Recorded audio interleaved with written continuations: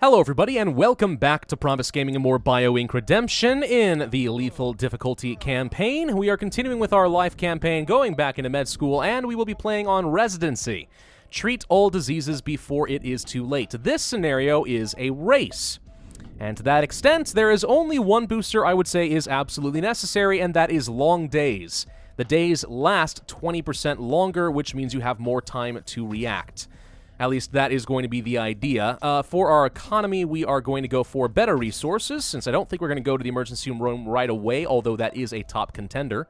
We're going to go for fewer symptoms, which should help us narrow things down a little bit.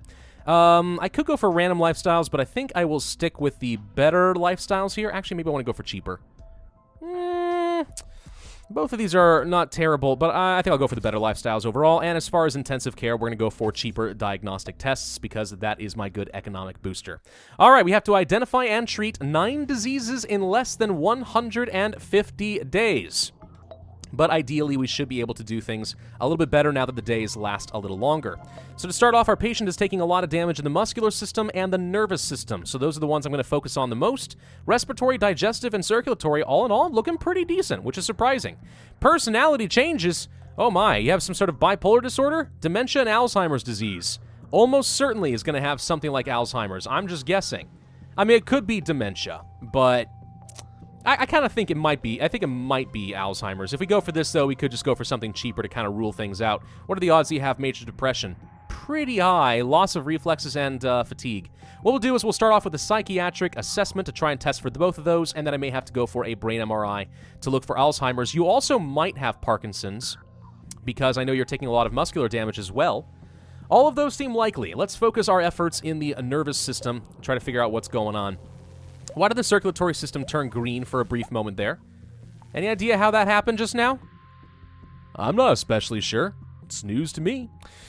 Alrighty, please give me the points. Let's go ahead and speed things up. I wish there was a hotkey for that speed up function, but to my knowledge, there isn't one. That would certainly make things a lot more convenient, though. Alright, so for our tests, we said we were going to go for the psychiatric assessment. Let's go for that first. Try to rule out a few things, including major depression toward the very end of the tree. Go ahead and pick those up first. The 3-pointers are still more valuable than the 2-pointers, even though I lost that. And a brain MRI, I think, is going to take 10 points, so we'll wait on that a little bit. Though I bet you we're going to find that this patient has Parkinson's or something similar. We also need to save up a few points to try and cure the patient, not just diagnose, unlike the last scenario. Let's go ahead and pick up the brain MRI pretty early on. Go for these points, and once we diagnose 3 things, which it looks like we totally did, then we should be able to go for our next level. By going for dementia early on, we were able to detect the previous ones as well, which included chronic stress and, what's the other one?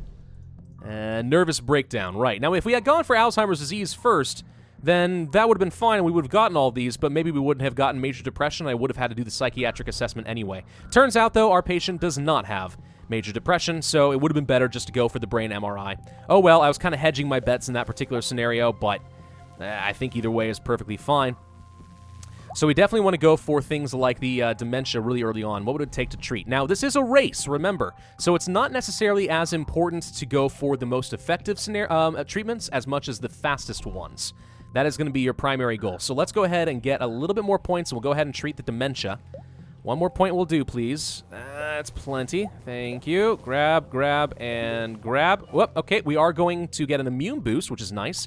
There's the Alzheimer's, and there's the Parkinson's as well. Okay, so we found all of these. This is doing a lot of damage to the muscular system in addition to everything. You know what? Let's go ahead and treat this first then, since that is causing the most damage.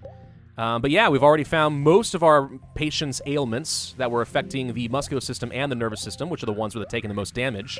So that's fine. I'm going to go ahead and grab these. We are in the emergency room. Actually, in this case, would have been perfectly fine to go for the emergency points booster. We're going to go for the Parkinson's treatment right here.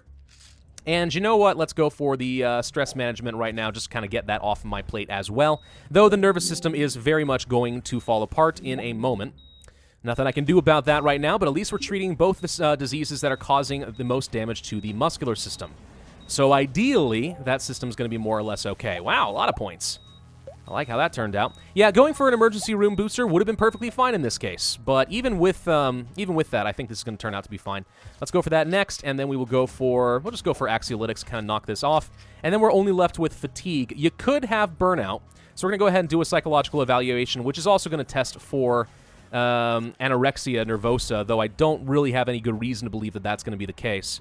Pelvic pain could be due to a handful of different things, including the one that we're actually not testing for. That would be a cervical cancer. Pap smear could very well be the case. Fatigue could very well also be due to something. We'll just test for these. We'll test for these. The psychological evaluation is relatively cheap anyway. Good news is, once these are done, I think the muscular system will mostly be all right. The only downside is our patient is taking damage across the board right now, because the nervous system has fallen apart. That was my error right there, so we do not have either of those. Okay, well, that rules out the burnout. What else could be causing fatigue? You have an irregular heartbeat now, by the way. Well, I suspect you probably are going to have high cholesterol, because this appears to be a new symptom. And if you're going to be picking up something new, then I'm going to guess it's something early on in the tree, probably the high cholesterol. We'll go ahead and pick that up, just to kind of knock off our AI opponents, so they shouldn't be able to go for things like angina. Don't need to make things worse for... Oh, gosh dang it. Come on, I was there. Don't need to make things worse for our patient. There's the high cholesterol. Told you that was going to be the case. Let's go ahead and cure it real quick. We're going to go for a strict diet just to knock that down. Just to get rid of some stuff. Muscular system is, however, still getting worse. We could go for lifestyles to try and improve that. But really all we're trying to do is... Ow, what did I missed it. We're trying to just treat diseases. So if you can find something cheap like high cholesterol, that's certainly an easy option for me. Immune system is probably taking a fair bit of damage, so I wouldn't mind getting something down there. What do you have down in the immune system? Skin rash and fatigue. It's not unlikely that you have insomnia. We can do a simple neurological exam for that, and you might have photosensitivity, so let's do an ultraviolet light testing. Good news is, being in the emergency room means you get a cheaper diagnostics across the board, which is fantastic. All right, so the muscular system is going to have fallen apart. Pelvic pain. So I think there's a good chance that you're going to have a cervical cancer. Let's do a quick test on that. And in the digestive system's not taking any damage, so I really don't feel like it's going to be constipation. I think that leaves cervical cancer as our only primary culprit.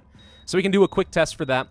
We only need to treat... Let's see. Actually, if we can get all these right, then we already have everything we'll need to be able to treat. So we just need points. Grab this first. And grab this. All tests are done. We found insomnia, cervical cancer. All right, that's everything then. Let's go ahead and treat the insomnia. We will go for a relaxation. No, we're going to go for sleeping pills since it's the fastest solution. We are going to go for corticosteroids next for 4 points, which is going to take 9 days. Again, this is a race, so you just want to go for whatever's fast at this point. Just need a few more points and we'll be there.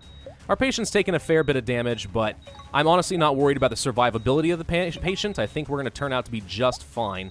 What actually does it cost to do cervical cancer? A vaginal hysterectomy would take 4 days and costs 9 points. Okay, well, the first thing we're going to do then is go for the photosensitivity, since this takes 9 days, and then we're going to save up for the hysterectomy. And for that, we just need a handful more points, and we'll be good to go. What was it, 9 points? I want to make sure I don't waste any time. Yeah, 9 points. Okay, so that's going to be our fastest solution. Give me points, please. Down to 20% health. Not feeling worried. We've got fast cures on the way. There's respiratory, grab. Oh, that's all the points we're going to need. Perfect. Now we will go for the hysterectomy.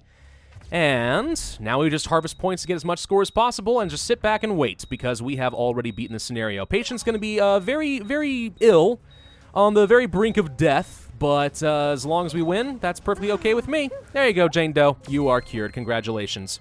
4 stars, lethal difficulty, 87 bio points in total, 128% diagnosis efficiency, 9 diseases have been treated, and we are going to get a score of 4,900. Not terrible. So yeah, that one's not too bad, all things considered. As long as you go for the slower days, I think that makes things a little bit easier.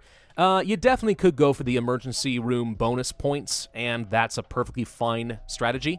It's just kind of random as far as what diseases your patient is going to get. So you never really know if you're going to get lucky with a really widespread and that patient doesn't go to the emergency room for a long time, or if everything gets focused in one system and then it goes to the emergency room incredibly easy. It's a bit of a risk. That's why I went for better resources, but either way is perfectly valid.